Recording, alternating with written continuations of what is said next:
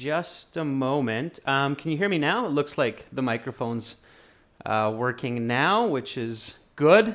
All right. So again, welcome everybody to this session. My name is Adrian. I'm streaming to you live from beautiful Victoria here on the west coast of Canada. Welcome, Janelle. Hi, June. Hi, Rajveer. Good to have you all. This class is presented to you by aehelp.com and gieltshelp.com. Thank you for letting me know, Rajveer, that the audio is now working. That's good. It was some kind of an issue with the microphone. Anyway, this is our academic IELTS website here with the blue background. You can click that big red button to join the premium package there. It's a one-time payment for lifetime access. We are British Council IELTS Registration Center and certified agents. Hi, Carolina. Good to have our moderator in the class as well. Our general IELTS website looks like this with the green background. You can click that big red button there to join the premium package. Again, it's just a one-time payment for lifetime access. You can also download and check out our apps, Academic IELTS Help, General IELTS Help. Those link to their respective websites. And you can follow us on Instagram, IELTS_AEHelp and GIELTSHelp. If you have questions, members, if you have questions that I can't answer in the class or don't have time to, you can always send me an email, adrian@aehelp.com, and I will gladly answer you via email. Okay, everyone. So our new schedule from today until June 12th is ready. Again, we will have speaking part 2 class after this one today in about 90 minutes. And then Sunday, Monday, Tuesday, no class as usual, back on Wednesday. And then Wednesday, we will have classes all the way until next week, Saturday. So this is first come, first serve, which means I will take the questions in the order that I see them. And of course, if I see relevance between or among the questions, then I will address them accordingly. So members, get your questions ready. Any question about the IELTS exam, or about the English language, or perhaps about application to universities, maybe for immigration, I might be able to help you out with that as well. As I mentioned, we are British Council agents. I am myself as well a certified agent. So, okay, let's take some questions. All right, so Janelle is asking a very popular question within the pronunciation of the English language.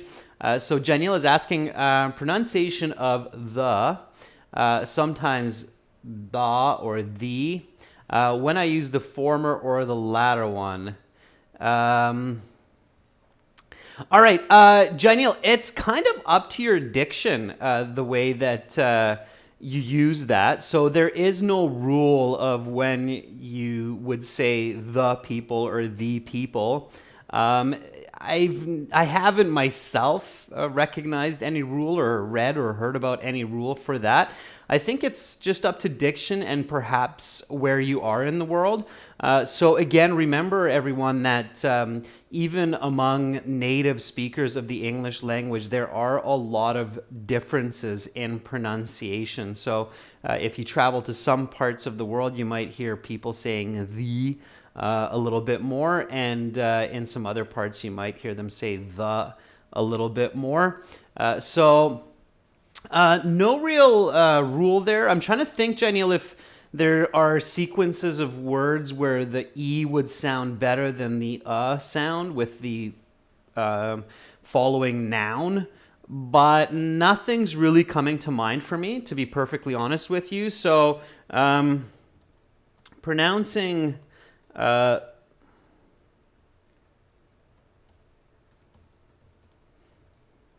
the as the or the really depends on your diction and where you are in the world. Okay, so just for those of you that are not familiar with the word diction, diction means kind of your style of speech.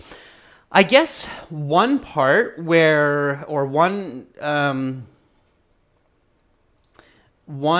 instance where we would have the, okay. I really have to think about this one, Janelle, so it's a good question.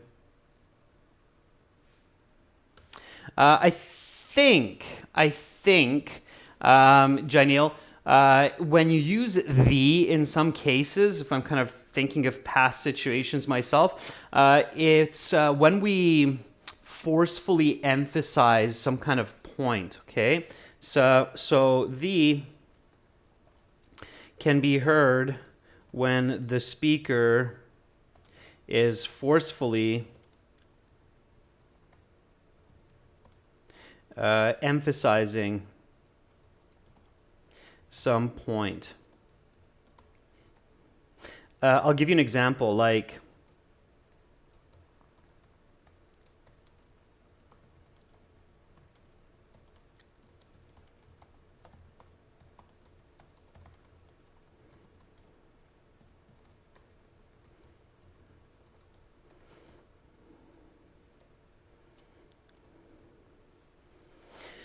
but again, it's no solid rule here, Janelle, so there's no like concrete rule that this is what has to happen. The entire world is having difficulties because of COVID regulations. So if I want to really emphasize this fact that everybody is facing some challenging times because of regulations imposed to manage COVID, then I might say like the entire world is having difficulties, because this pronunciation of the is a little bit less common. It's a little bit more awkward. So when you hear it as a native speaker, you kind of go, oh, it's like super important, unique. Does that make sense? So that's kind of what I can think of right now as one case. So the listener is thinking, oh, so it is a very important, unique point. Okay, does that make sense? All right. So the entire world is in a difficult situation because of COVID regulations, okay? So that, I've heard it in those kinds of contexts, all right? It's an interesting question, yeah. All right, and definitely practice the TH sound, by the way, everyone. So it's good to get that sound down, and you can master it. A lot of people are like, oh, I'll never get that the sound. We do have a blog on pronunciation that explains the TH sound on the website, so check that out. It's worth practicing that TH sound, okay? The sound, okay? All right. Rajveer, thank you for the reminder. So Rajveer is asking, did I get a chance to create a blog on conditional grammar structures? No, not yet, Rajveer, but I do appreciate the reminder, and I'm going to make a note right now. It's been a bit crazy on my end.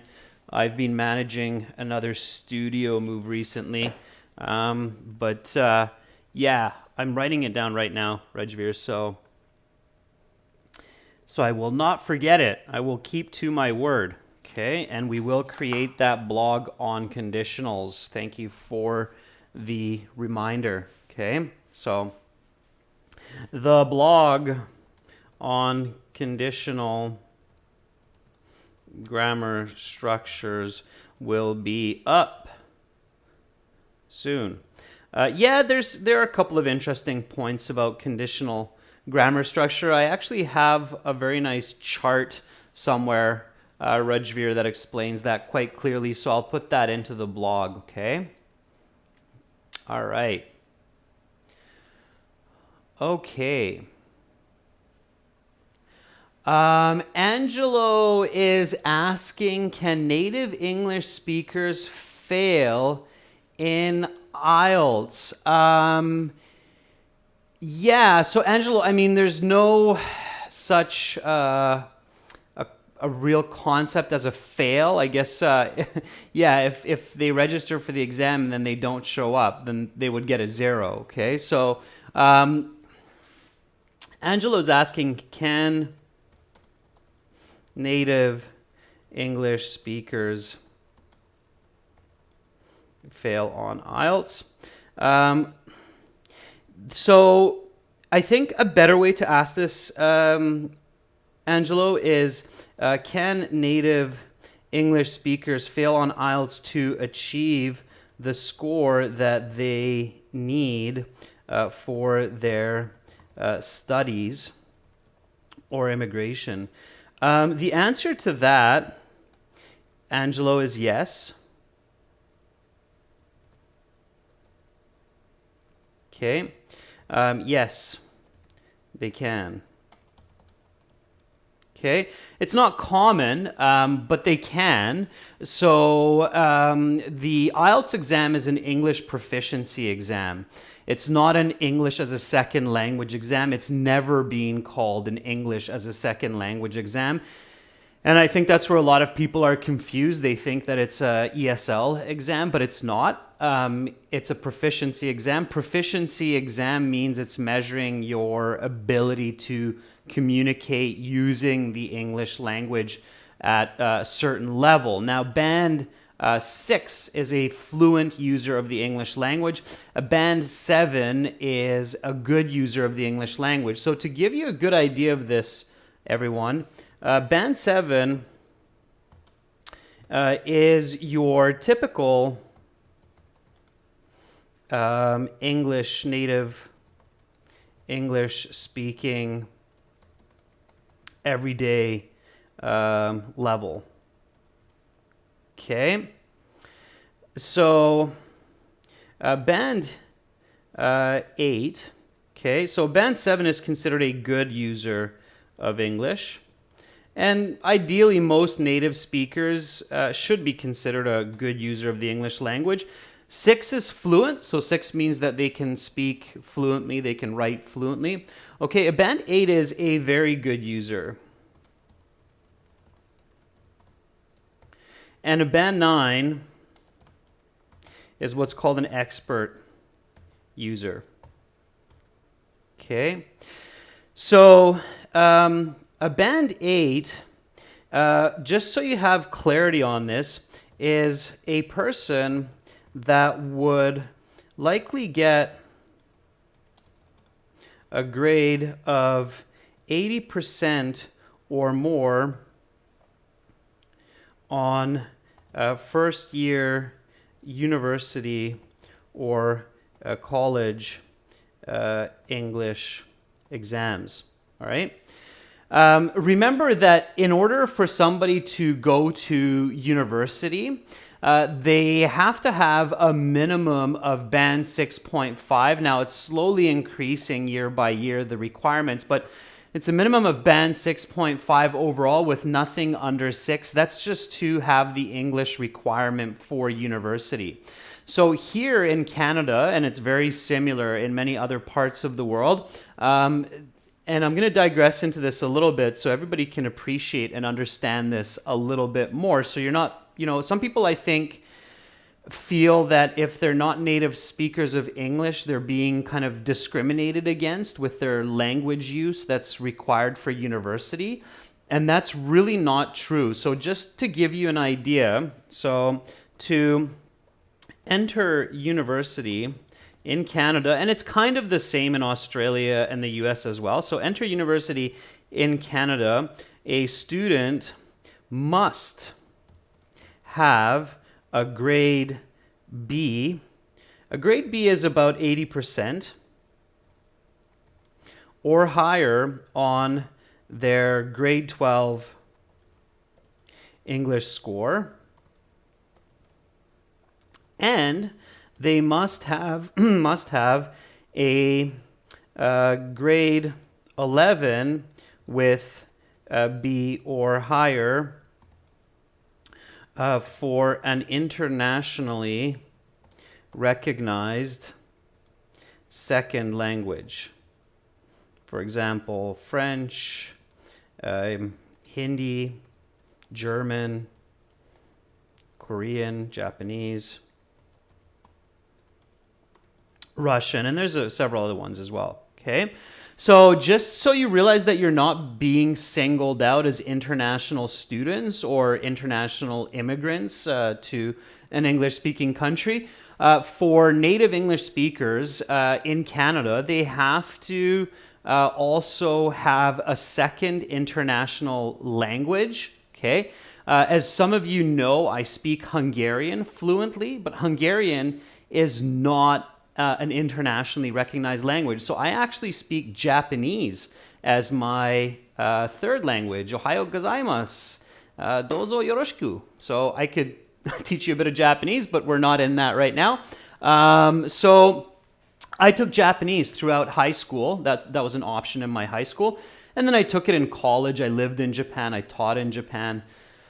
And then I studied Japanese all the way to third year university level. So speaking multiple languages is expected not just from non-native English speakers, but also from native English speakers. That's why I'm looking forward to putting my children into French immersion schools from kindergarten so that they don't have that barrier when they want to go to university or travel. Okay, so I'm kind of digressing here, but again, it's important to recognize that IELTS is not an ESL test. It's an English proficiency exam. If somebody does not have grade 12 English with a B, or they don't finish grade 12 English, they have to take the IELTS as one option to get into their university classes or to be enrolled in university. And yes,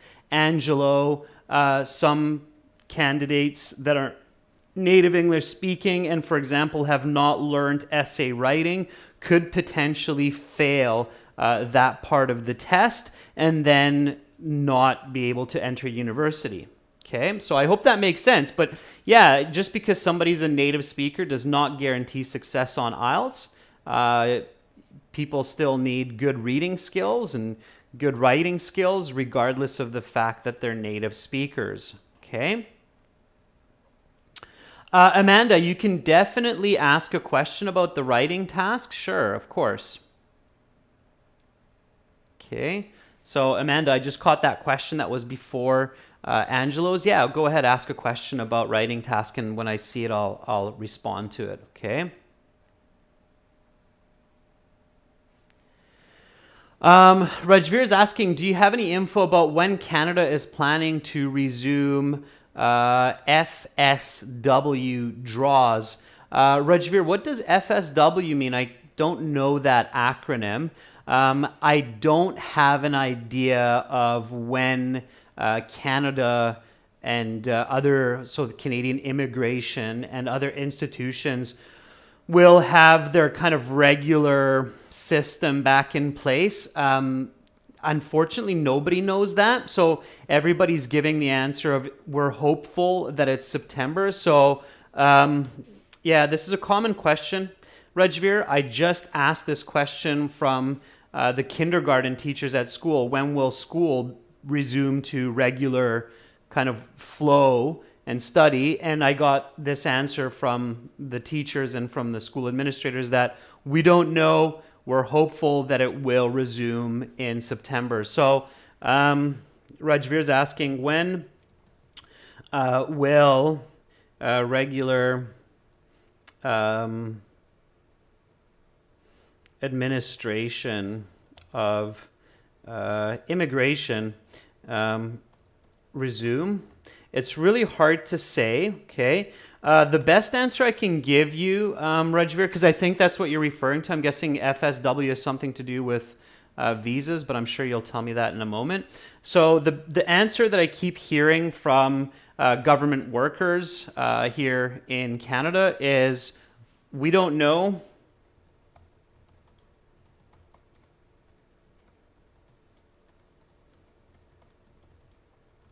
but we are hopeful that the usual will return starting from September.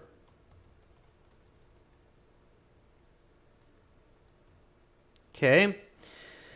So in June, so in BC, British Columbia, the province where I am, because it's not just national level for some of these, but it's also provincial level. So in BC, some of the regulations are being relaxed from June 16th.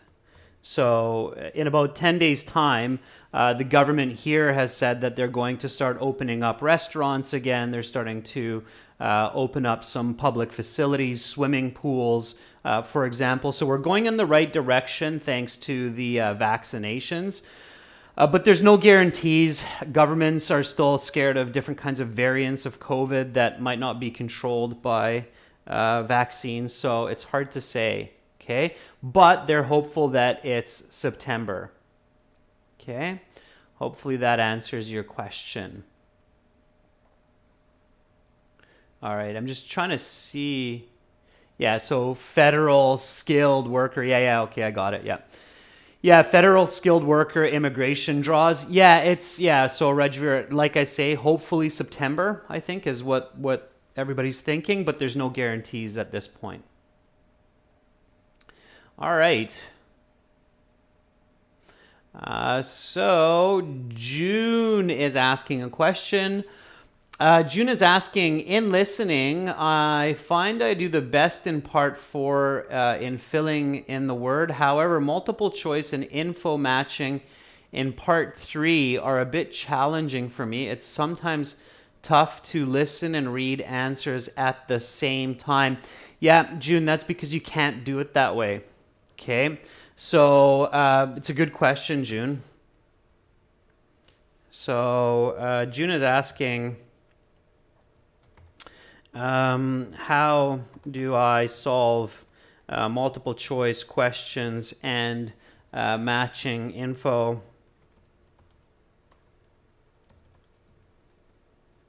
Matching info in part 3 of listening. Okay, so you can't, June, you can't do it by trying to read the answers while you're listening and then identify, okay? So you have to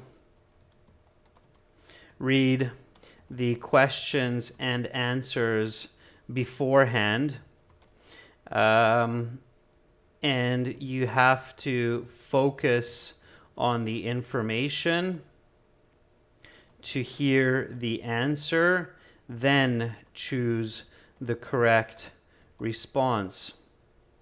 Importantly, remember that logic will also greatly help you with these, okay?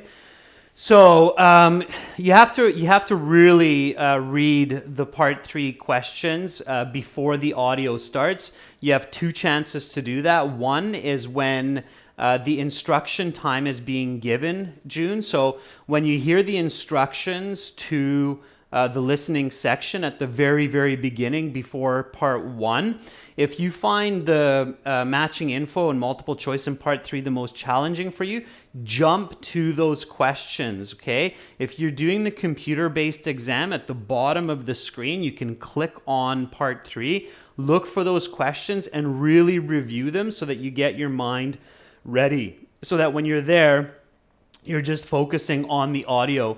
The reason why, June, it's really difficult to read and try to catch the answer is because they're also paraphrasing a lot in part 3. So you're not hearing the same information. So you have to focus on the audio and not the questions. I hope that's clear, okay? So use the intro time at the very beginning to review these questions. Okay? So without, going into more practice, that's my tip, June. Okay, is use that introduction time at the very beginning, review the questions, listen to the audio, answer them when you hear the answer, and use logic. So really look at the questions and the possible choices and answers from logic. Okay, what makes sense in the context. Okay. All right, and that's how you should practice it, June. Okay, Carolina, I think you're talking about the or the there. Okay. All right. Yeah, Elsa is a pretty good app for pronunciation practice, and it's always learning. It's an AI app for sure. Okay. All right. I know Janelle uses Elsa. That's good. Okay. Amanda's question, developments in technology help in preventing and solving crime, as this will result in a drop in the crime rate and make society safer. Fewer police officers will be needed in the future. Do you agree or disagree? Yeah, okay, Amanda. So I'm not sure where you got that question from. So just to ask you a question back, Amanda, was that the question on your exam? It's quite an awkward question. Okay. All right. So in that case, again, you have to identify the topic, the controlling idea, just like we did in task 2 this week. Go through the steps and then figure out if you agree or if you disagree and why, right? In this case, I would say that I disagree. Okay. And the reasons I would give, so just going through that critical thinking extremely fast in my mind. So the reason I would disagree with this is police officers have more responsibilities than simply to solve crimes.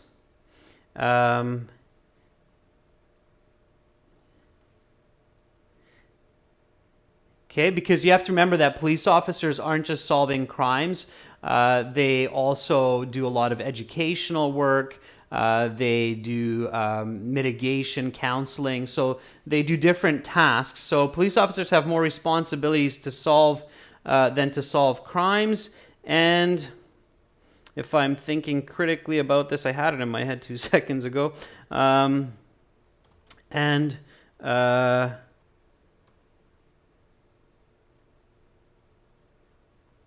There are, and population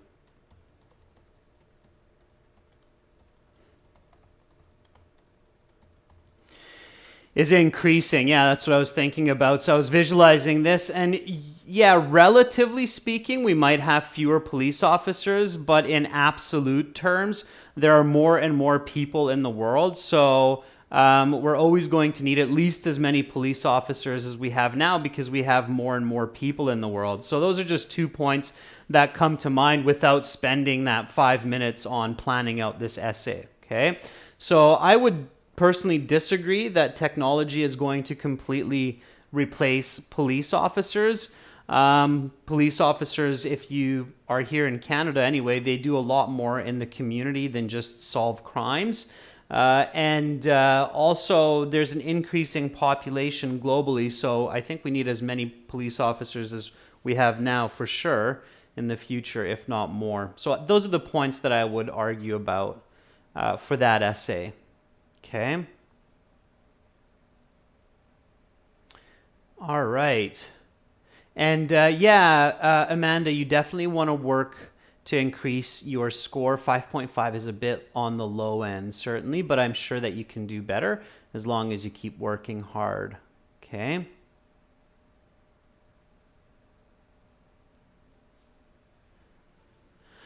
Okay, Angelo is asking, and this is connected, I think, to your last question, is, by the way, do you know the report card grade requirement to immigrate to a Canadian university, for example, grade 10 to 12? Yeah, I do. Okay, so What grades are needed for university admissions in Canada for grades 10 to 12? Okay. The answer to that, Angelo, is the absolute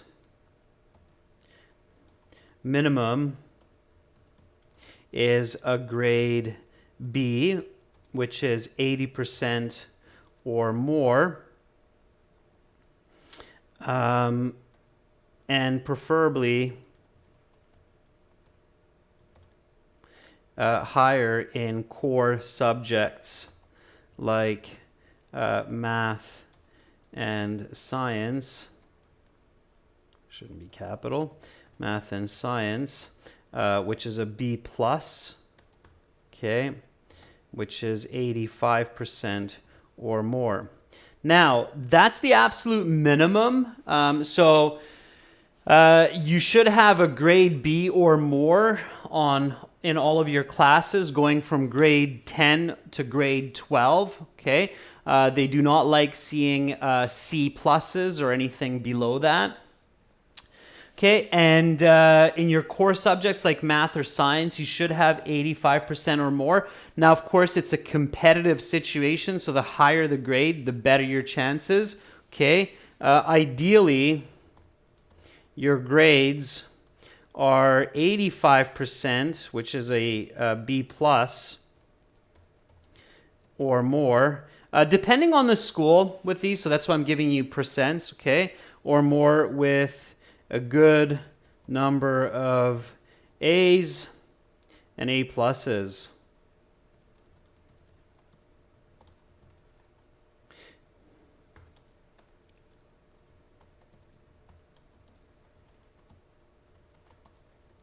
Okay, so it depends on the school, but an A is usually 90%, and an A plus is 95% or greater.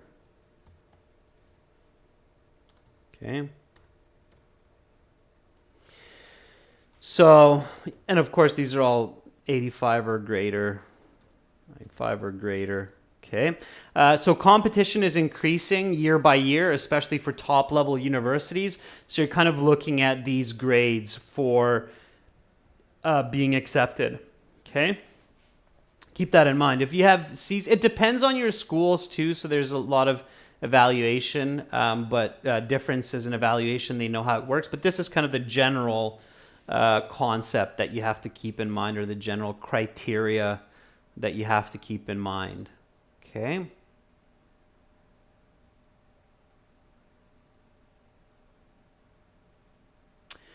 Let's see. Okay. So Nick Hill says, I got 6 in writing in my previous attempt, but I want 7. So how to improve my score and plan my studies for that score? Nick Hill, you have to get professional feedback on your writing, okay? So you can do that on our website. I really highly recommend. I know it's a bit expensive for students, but professional feedback on writing takes extra work, no matter who you hire to do it, especially if they know what they're doing. So in order to improve your writing band from 6 to 7 or more, you must get professional feedback on your writing in order to identify mistakes so that you can correct them and improve. Okay, that's really the one and most important tip I'm going to give you about that. So if you do 250 word essay and you submit it, I'll show you where you can do that. Okay, so again, these are our websites here, and then when you log into your My Student account, might be a little bit bright here, you have the editing services, task 1, task 2. So right there, you can just click on task 2. And then in task 2, you can pick a question. So there's a question, and then you put your answer into the text field, and then you submit it. And once you submitted it, you have to make payment. And then once you make payment, then we'll receive your essay and we'll mark it. We'll give you some comments on what you did wrong, what you need to improve with corrections, of course. So that's really the best way. That's the most efficient way to do it. Okay, peer review is good as well. If you do a 250 word essay on our website, it costs $15 US to get it marked. 150 words is $9 US. It's 6 cents per word, basically, is the simple way to put it. Okay. All right. Okay, June, this is in connection to your last question. So for multiple choice, do I read A, B, C answers in the review? No, that's not so important. It's more important to read the question and pay attention to the question and think about how you might hear that question, because your choices are paraphrased also. So even the correct choice is said differently in the audio in part 3. So reading the choices and focusing a lot on the choices is not necessarily very important, okay? It's much more important to focus on the question and understand the answer to the question rather than paying attention to the choices. So it's just like in reading, June, the choices are confusing, so you don't necessarily have to read the choices, okay? Kyber, I'm doing very well today. Thank you for asking. Ois, I'm sorry, I cannot remember off the top of my head what you responded to, what you wrote for Body 1 and Body 2 yesterday. But Ois, you can email us your essay and we can give you a free score estimate. So we do give free score estimates for Task 2 writing. So again, members, viewers, if you are curious about your writing score, we are very accurate with our score estimations. Just send me your essay, Ois, you can send it here, and we will send you back a score estimate. We're not going to send you back editing or giving information on what to do to improve, because that would take too much time for our team. We can't do that. But we do have enough time to go over or skim over the essay and give you a score estimate. Okay, so Ois, just send us your essay and we'll send you back a score estimate. And please don't expect detailed editing because that's not realistic. Okay, so in order to get a free score estimate on your Task 1 and 2 writing, just send it to us by email with subject, please estimate my writing score. Okay, you can send it to admin@aehelp.com. Okay. So if you send it there, we'll usually within a day have that back for you. Okay. All right. Okay. So let's see what else we have. Carlos, welcome to our group of members. Glad you joined in. If you have a question, ask it. I might be able to get to it. Kyber says, if a person's band level is 5.5 in writing and they want to improve from 5.5 to 7, what should they do if they have 90 days leading up to the exam? Write a lot, get lots of feedback, okay? So really work on that and work on your written grammar, Kyber. So keep doing grammar exercises for sentences, okay? So that's what you should do without going into too much detail. But do lots of writing, and also, Kyber, do lots of reading. Okay, read essays. Okay, and don't read too many sample essays for the IELTS, because a lot of them are not actually as high band as they claim to be. I said that before. Be very careful.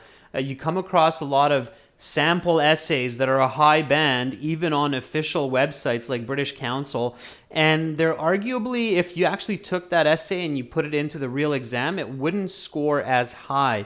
Marking on the writing section is the most strict. It's more difficult to get a perfect band on writing than on speaking. Okay.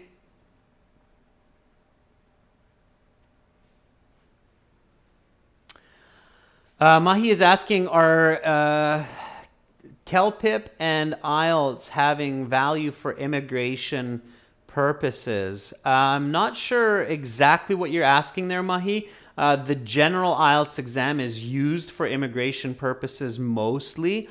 I'm not too familiar with the CELPIP exam. It's more restricted. It's not accepted by as many organizations as IELTS. So you have to really check where they will accept it and what score. Okay. All right. Carlos is asking, is this writing practice aimed to help with the academic IELTS? Task 2, yeah. So Carlos, task 2 in the academic and in the general are virtually the same. Okay, they're very similar. So in both cases, you're writing a persuasive essay, and they're being marked relatively the same. Okay, it's task 1 that's a bit different, Carlos. Task 1 is narrative writing for general IELTS. You have to write a letter usually, or an email. To find out more about that, visit gieltshelp.com, okay? And check out the writing instructions and videos. The academic one is like a diagram or a chart, so it's an expository essay. It's a little bit different. But task 2 is basically the same. And task 2 is 66% of your total score.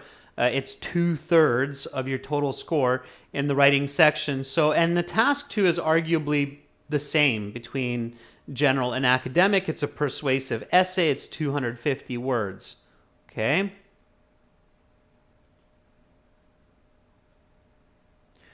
All right. June is asking, looks like there are only 6 practices in writing task 2 editing services.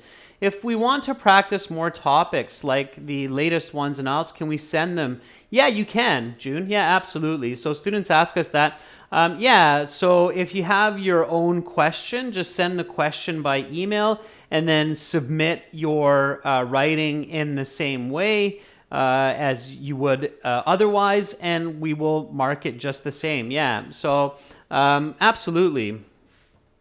If you have a different task 2 or task 1 question that is not on our websites, you can simply send the question by email and submit the essay the same way. Sure, yeah, of course.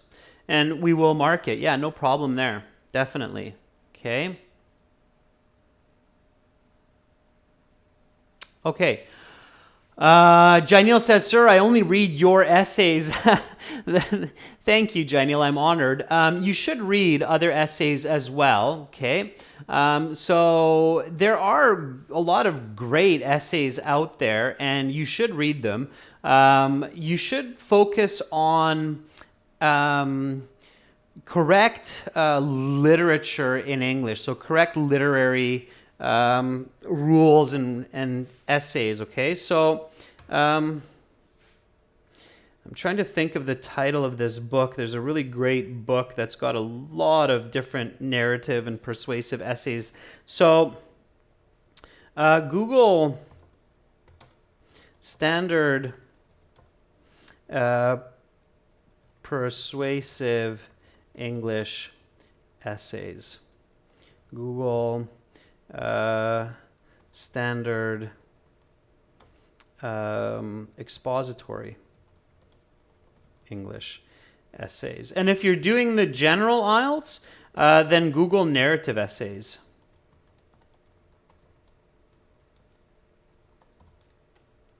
Okay, and also descriptive writing. So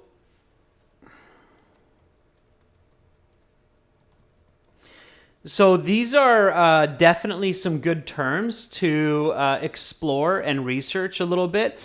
They will be very useful, not just for your IELTS exam, but also for your future work, your future studies. So Google persuasive English essays, okay? Expository English essays. This is task 2, writing.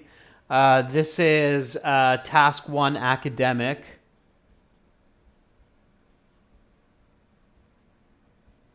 Okay, and this is task 1, general. Now, the reason why I said also Google descriptive writing is kind of like the father of all writing. You have to understand descriptive writing tools like literary devices, using analogies, metaphors, hyperboles, oxymorons, and so on. Okay, so that's all going to be in descriptive writing. And so this is a good place to start. Okay.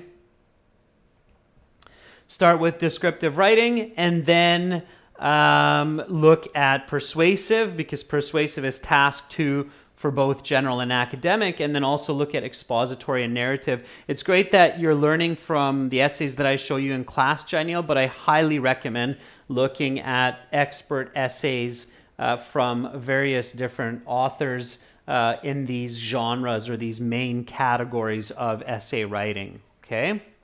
All right. Okay, everyone, with that note, I'm going to stop there. I think that's a good stop point to leave you thinking on for today. So thank you so much for all of your questions.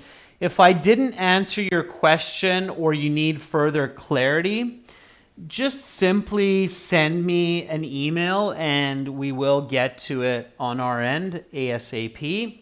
Okay, so make sure to stick around. In about 40 minutes, I will be back with a class for Speaking Part 2 cue card, and we'll go through it together. We'll practice for a great response. So take a short break. Thank you for the great interactions today, members. That was really great. A lot of really great questions. Welcome to our new member. And I will be back shortly in about 35 minutes. For everybody watching, definitely visit us for lots of information about IELTS and English at aehelp.com for academic IELTS, gltshelp.com for general IELTS. Again, I will be back soon. Hang around. I'm Adrian, signing out from Victoria for now. Bye.